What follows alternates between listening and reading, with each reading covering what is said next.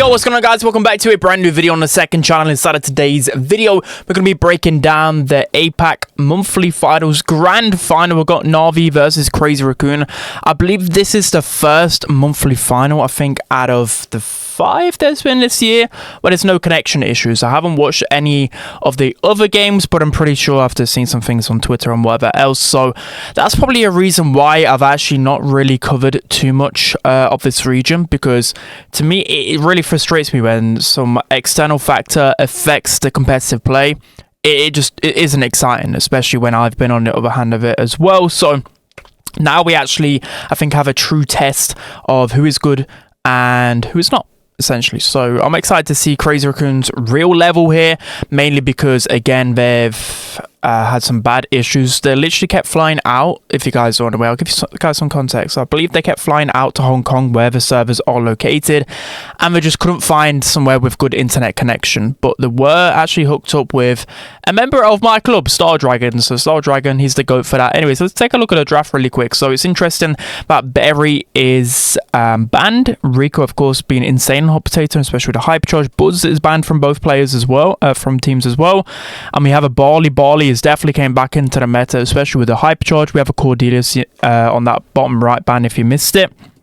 So interesting. It's very rare that there's actually 2 of the same bans on both teams. So NAVI go with Edgar here, which it's a good pick on Hot Potato.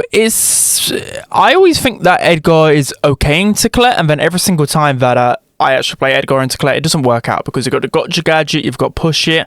So if you're a good Colette, I think you should be able to win that 1v1 versus Edgar. But of course, Edgar against Barley's good. Edgar against Ems can be good once the gadgets go down. But let's see. I think in terms of draft, in terms of draft, it's a little bit of a funny one. I'm going to see where they end up going in terms of lanes. I don't really like Ems. I think this is the only good Ems map. So if I was to say a composition, I'd actually go with... I'd go with NAVI, because if they make it messier, they will win this game easily. But Charpy's probably going to get taken down by Saitampo here. Of course, it's always interesting to see Crazy Racoon versus a Charpy, because of course they won the first world, well, not the first world finals, but the first kind of proper big LAN together after COVID. So it's just interesting, because they were literally the GOAT team. No one thought that they would ever split up, and here we are facing off against each other again this year. So enough waffling.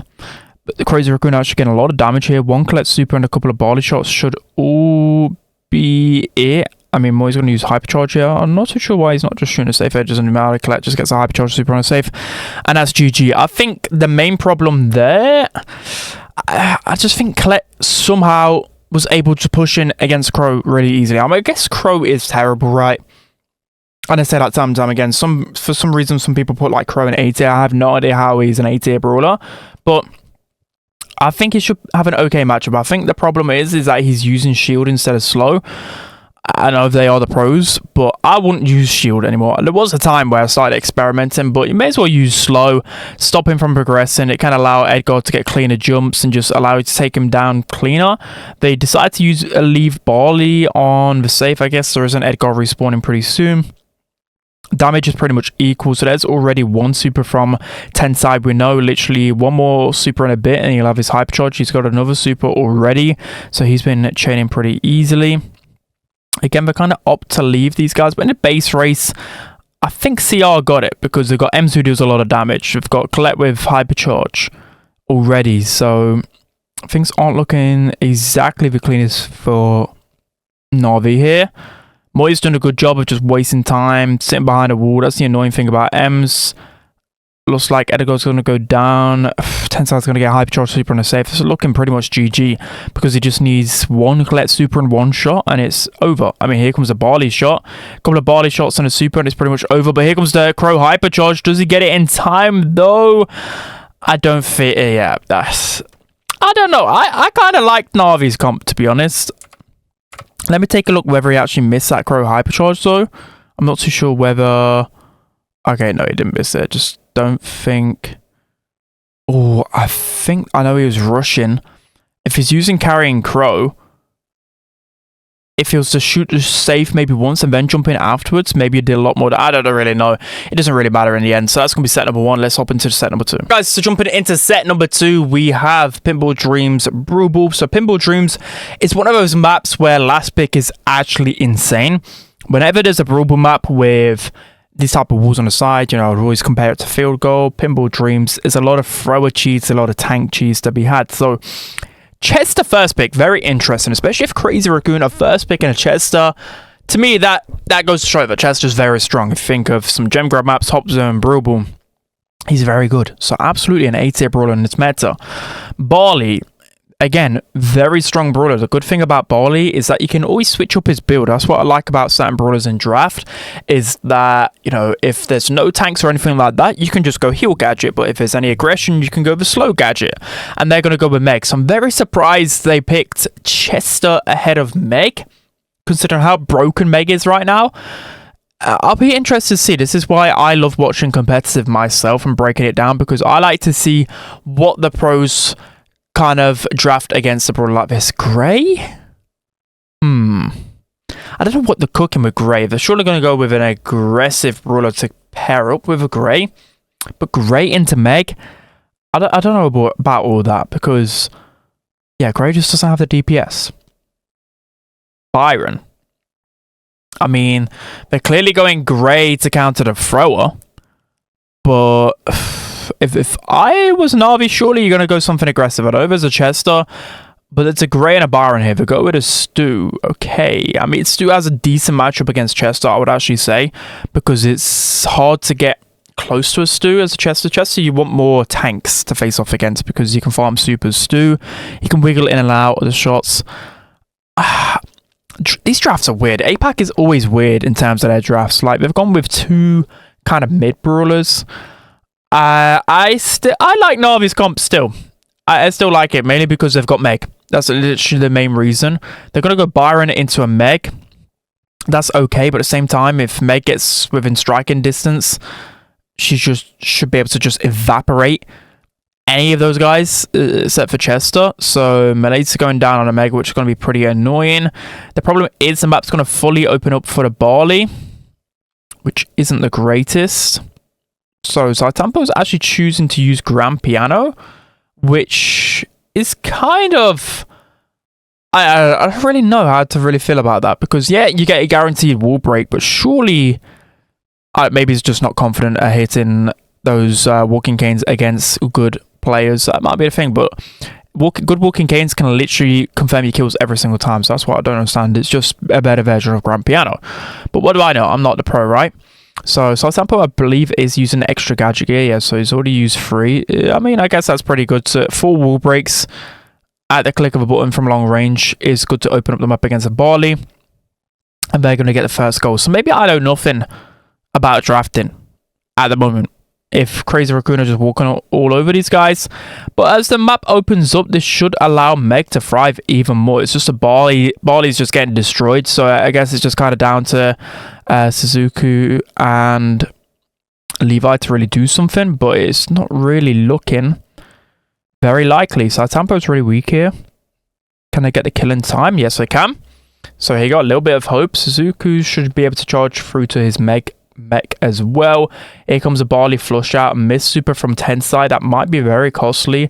So now Navi should be able to sense blood a little bit here. All 3 of them use a teleport. I don't think that's a good play whatsoever. Levi really senses that right here, and that should be a goal.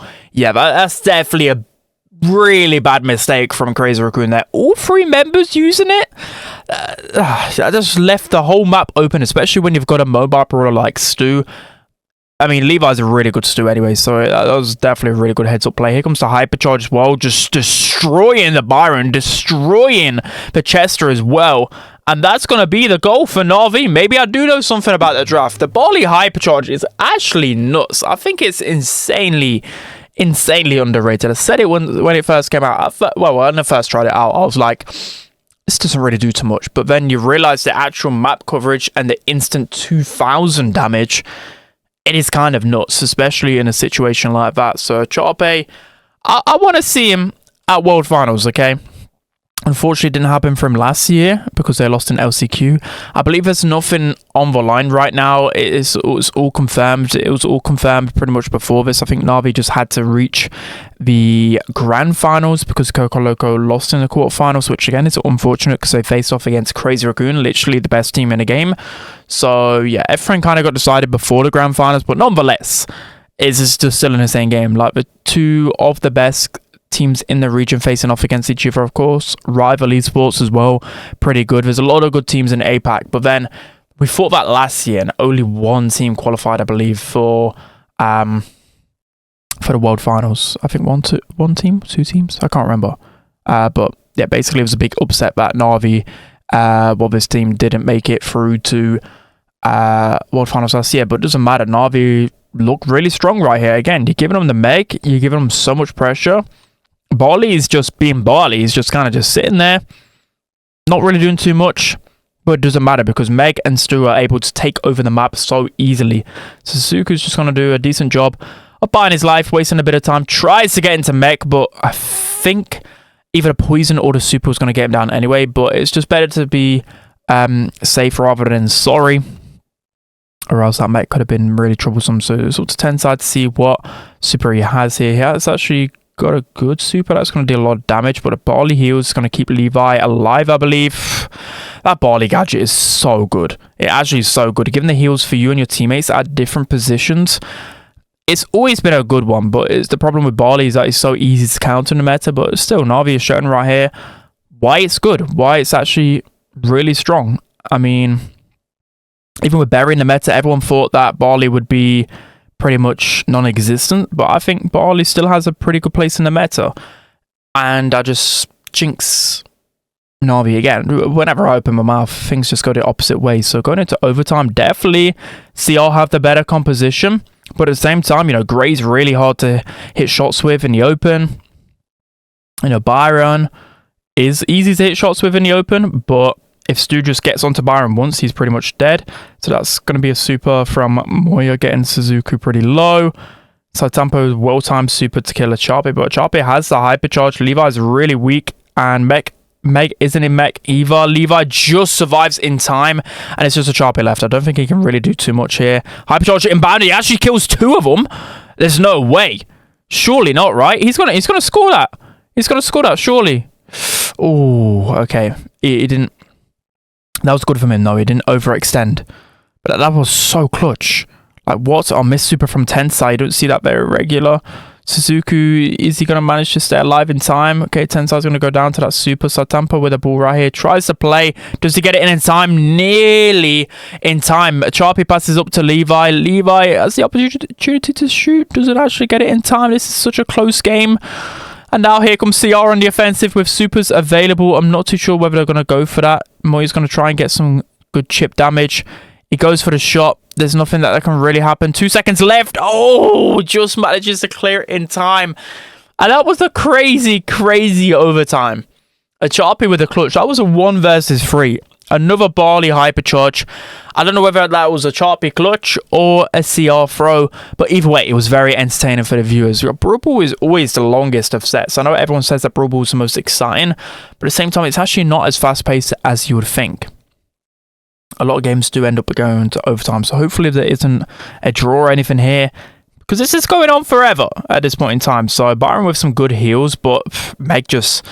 The problem with Meg is that she just deals insane damage. Like, how did they go on vacation and just leave Meg in this state? Like, this is probably one of the most broken stages she's ever been. The amount of damage that she outputs is just way too crazy. So even a Byron healing you consistently, Meg's just gonna rip through that. So insane.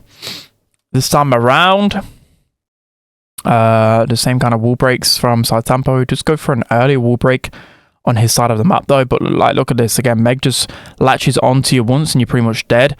Unfortunately misses out on the swipe. And another underrated thing about Meg is the fact that you cycle through to supers so quickly, so of course that's increasing her DPS even more. So she's gone from like being this big tanky brawler that's good at position and pushing the opponent's back to just literally just deal insane amounts of damage and ripping through everyone. So she kind of flipped around her roles in the meta, but she's still got like 9k HP with the shield gear. So Like, what can't she do in this meta? I think the only time she doesn't thrive is when it's like shooting star, because then you can actually counter her by just simply outrange him. But that's probably it, right? That's probably it. I'm saying all this and watch Crazy Racoon just win anyway. So the problem with Chester, again, he hasn't really got any great matchups here. So that's why I'm a little bit unsure why he was first picked. You know, normally Chester's just like a good reactive pick. Like, I wouldn't really say that you need to lock down Chester as a first pick. As I say, that deletes Stu. Main reason being is because, again, like, there are lanes like Stu. You know, he's not the best against throwers. He's just okay against everything. I mean, again, what do I know? I'm still learning stuff about the meta myself. So Levi's going to go in here. I think he could have maybe avoided that super. Doesn't really matter. A bit too much auto-aim spam, but I can't really say anything. I spam auto-aim a lot myself. So going into overtime again. I'm just hoping for a goal here. Let's hopefully not drag this out all the way. So Suku just get pinched down. It takes some like 2 players every single time to take down a Meg, which is just crazy. So Chop is having to use his hypercharge. It wasn't used to full effect this time. Surely Crazy Racoon can get in a good position now. He's wasted his hypercharge, but there is a Meg on respawn. They're just waiting for Saitampo to get a super. I guess he's going to be the goal scorer here. Byron's healing everyone fully up. Surely this is a Crazy Racoon goal. They're in such a good position. They need to try and chip them down. Levi's going to go down here. Suzuku's out of mech, and this is an easy goal for Crazy Racoon. So there we go. But it's an 11-minute set right here already. Oh, but I'm about losing my breath here. This is insane. This is the level that I'm wanting to see. Again, this is the most competitive I've seen APAC literally all year, because they've just been like, there's always at least one team that has connection issues, and that just messes with the competitive integrity. Like, I wish there was a lot more LANs to prove like who is the best in the world, or at least best in the region. Like, I think we were quite spoiled at the beginning of the esports career, especially myself, because there was so many LANs and everything like that. You know, that's a great goal from Suzuku right there. But as I was saying, like, there was so many opportunities for LANs and whatever else, and then COVID hit, and it just seemed like all of the opportunities for LANs just got sucked out of Brawl esports, which is quite sad. I mean, we still get 2 LANs to enjoy, but there's nothing in between, right? Especially there's no ESL events. It's kind of sad. At the moment, I think the reason is, I know I'm supposed to be commentating on this insane game, but the reason for that is because Brawl Stars itself was in one of the worst states it's ever been in last year.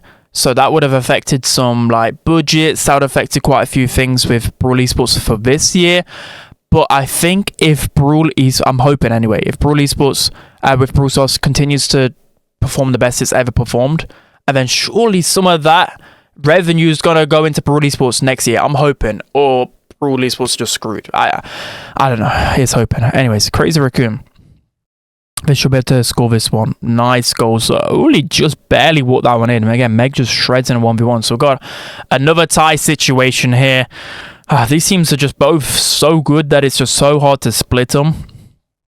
Even with this. So again, I've not really been noticing the Grey doing too much. I know he's breaking up the map pretty easily, but I just don't know if it is the pick still in this situation. Sharpie's going to go with the pass, just missed that. But Levi, I mean, it's 2v1. This should be a goal. This should be a goal. I don't really know. I mean, I guess Chester does a lot of damage in a 1v1, but I still feel like if they both just walked that one, that could have been possible. I don't know. It was a tough one to say, but Sharpie does have his hypercharge here. He should look to push forward here a little bit. It could have been a bit more aggressive with a hypercharge, but that does so much damage and so much area denial. It's absolutely insane. So Suzuku's just covering 2 people here. He's going to go so aggressive, gets a Byron kill. Now Levi in a good situation. They're going to try and chip Tensai down. Again, Tensai manages to get the clearance. I can't help but think that was another NAVI choke. I know, like, CR defended that insanely, but I don't know, they seem to hesitate a little bit. That's just from my understanding. So it looks like I don't even know what's happening at this point in time. CR's just going to get a lot of pressure. Super kicks it up, but that's going to be 2 kills down. And now it's gone from CR looking like they're going to win this one to now Navi on the counter attack. Leo's going to wait to try and get his super here. So he's going to get on the aggressive, and his teammates probably going to look to get a ball here. But Again, if anyone gets close to Levi, he should be able to super up and then super the ball in. That's a really good connection from Tensai. But Meg is starting to just absolutely melt through everything. Now CR on the offensive right here. Surely this can't be another draw. CR looking to go in and teleport in from Tensai. It's just so messy. Charpy with a defense probably again here. Moya's going to super kick this across. And a Charpy with another defense. This is just so many ties. I've not witnessed so many ties like this in my life. What is going on right now? What is going on? Someone end my misery. I'm joking. This is good Brawl Stars to watch. You're still learning a lot in terms of interactions and everything else. From my understanding, it is just still Barley on defense somehow is working every single time. I don't know how that's actually happening right now. So, looks like Levi's going to get splashed already. It's actually going to be a decent counter to Stu because you've got Malaise that's going to affect his star power. It also is going to affect a lot of Barley's healing. It's going to just affect normal health regen. Meg's gadget as well. So maybe Byron is a decent counter to this somewhat. So again, another splash coming in from Moya. It's going to do a little bit, but there's not enough. Once Chester goes down, there's not enough just quick DPS. You know, when you've got Gray on defense, when you've got Byron on defense, it's not good. You need Chester to stay alive. So Charpy with a flush out here. NAVI are sensing blood. They're spamming a lot of gadgets, trying to get some good positioning. This time around, they haven't done a good job on focusing onto Meg. Suzuki's going to get a lot of pressure right here, but there's nothing he can really do in small mech. Sartampo is going to wait for a Charpy to use one ammo, and that's just great discipline again. Stuff like that, I would have just gone in straight away and probably got killed by that Barley. But Sartampo, you know, it might seem a little bit of a small thing, but definitely a big thing in the grand scheme of things because that 1v1 allowed him to then get more position on the map. So Charpy still has one gadget left. They can definitely make some aggressive plays here. It's interesting to see all members of NAVI using the shield gear, even the Meg. I know I talked about it later. I mean earlier on. And also all members of CR are using shield gear. I think they're the one region that probably use shield gear a little bit too much. But I mean, if they're using it, some of the best players in the world, maybe I've got to give it more of a chance. I think it's definitely like needed for Barley. I mean, Stu, you may as well use it. Chest, I guess it's kind of this weird map where there's grass, but there isn't enough of it to use speed and vision. That's probably why they're using shield, I guess. I'm just waffling at this point. I've been watching Brawl for nearly 20 minutes, so my mind is going crazy. So there's only 20 seconds left, though, and they're literally spawn trapping them. There's pretty much nothing that NAVI can really do in this situation unless there's a big throw. Sartampo goes for the teleport. They need to try and make something happen quickly, but Suzuki's just going to walk that one in. So finally, NAVI are on the board right here. I really felt like they had a composition. They should have just walked it down a lot earlier. They definitely made hard work of it, but they're able to win the second set. Let's open set number 3. All right, guys, jumping into set number 3, we have Knockout Flaring Phoenix. So Flaring Phoenix is just not a good map, is it, in competitive play? It is very boring. There's unbreakable walls. The way that it's played, people just like to camp behind walls. And not if you've got to be Larry and Laurie. So that is the next best thrower after Tick and Barley. So those are banned. Also, Sprout is banned on the right-hand side. You can see there's a lot of thrower bans in the selections from the pros because throwers are just done broken on this map because it's so hard to push them with the unbreakable walls. The choke points is just horrible, so you just end up waiting until the last kind of 5-10 seconds of the game for anything to happen, and still throws are just too good in that situation. So I understand it. So Gene and RT. So they've gone with the RT in case of any big aggro movements. They've gone with Gene because Gene is just good on knockout. Pairs really well with RT as well. They go with Meg. So I'd say knockout and bounty are Meg's weakest game modes now. It used to be the other way around because of the shorter range that she now has. So a lot of knockout and bounty brawlers, they're long range, right? So they can somewhat counter Meg. So Buster as well. This is still a really good composition from NAVI. They've got 3 really strong brawlers. Buster and Meg have a lot of HP for the last engagement. And in terms of... Okay, so if we go with Dynamite. So Dynamite will be pretty good into it. I don't think it's like great into it. But I think that was the only thrower left. Was that the only thrower? Oh no, there was Willow as well. But I guess because he has the last pick, he can go with Dynamite, which is a little bit more adventurous. But it's very rare that you see Dynamite in competitive play at the moment, unless it's like last pick on some certain situations. It's just normally too risky. Even though he's got a really good hypercharge, a lot of the time it just doesn't seem to work out. So Dynamite will be interesting. I guess he'll be going far right, yes. So both rows just go to their respected lanes. If I was the Larry, I would honestly try and switch and get myself up against this Dynamite. Yeah, he's just going straight for that matchup. That's literally something I would do straight away. You know, as a throw 1v1, Larry will win that. He outranges, he will be able to also keep more pressure on the map because of the way that two projectiles spawn out with Larry's main attack. That's just something that is easy to know. There's always an interaction you just think about. So I was actually having to think for a second because I've been away from the game for a few weeks. I was like, who on earth is that brawler in the middle? Are you sure that's RT? He looks like the Dark Goblin from Clash Royale. Yeah, that's definitely RT. I mean, that's a kind of cool skin, but that does not look like RT. Come on, someone try to tell me that doesn't look like a new brawler. What on earth? I mean, I don't even know. Levi with some good pressure on the left. Just get a great gadget onto side tempo, and Navi going to get some really good pressure, and they win the first engagement. I think that was a really good play from Levi there. So I'm just trying to think, like, how do CR actually do anything against this? I think they surely just need a gene pool, right? Because there isn't really much instant damage with Gene and RT. But then again, here we go on the aggressive.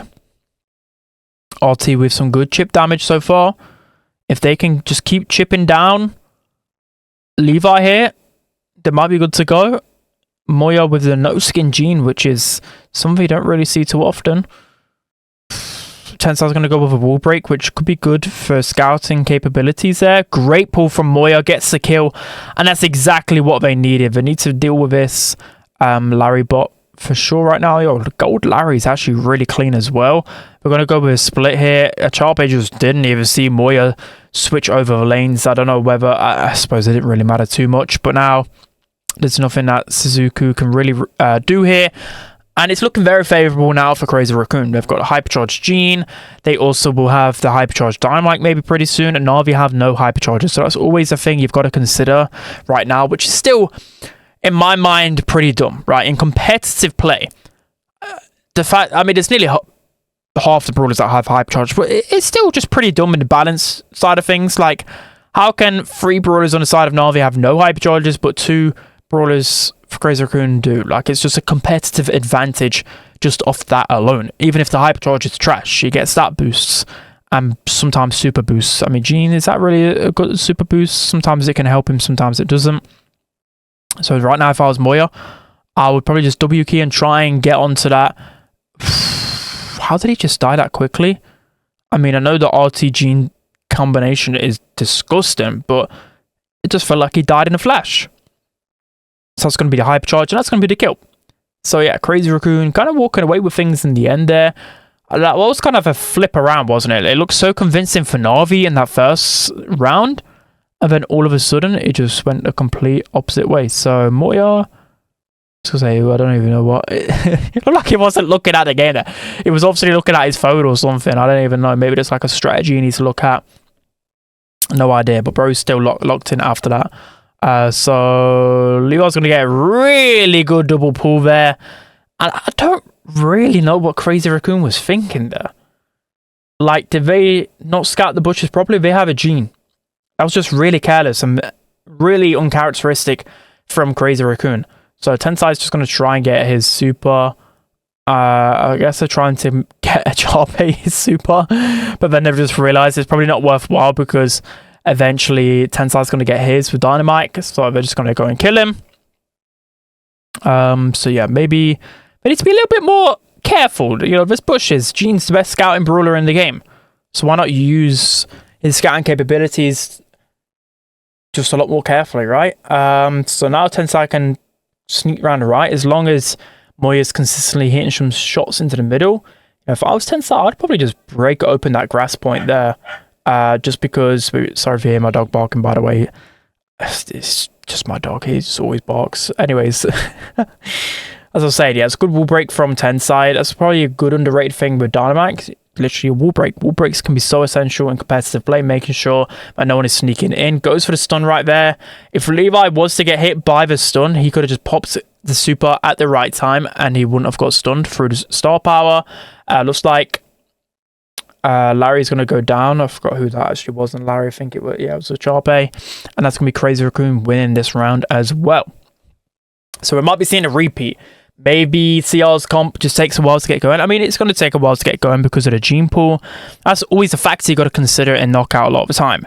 Do your opponents have slow charging supers? You know, for example, like Kit, Daryl, Ed. I mean, Edgar's not really going to be in it. Gene's got a slow charging super. A lot of times in competitive play, you want to try and win the first round against the Gene because that's the only time he won't have super. Pretty much after the first round, he'll have super pretty much all the time, and he's always going to be a threat.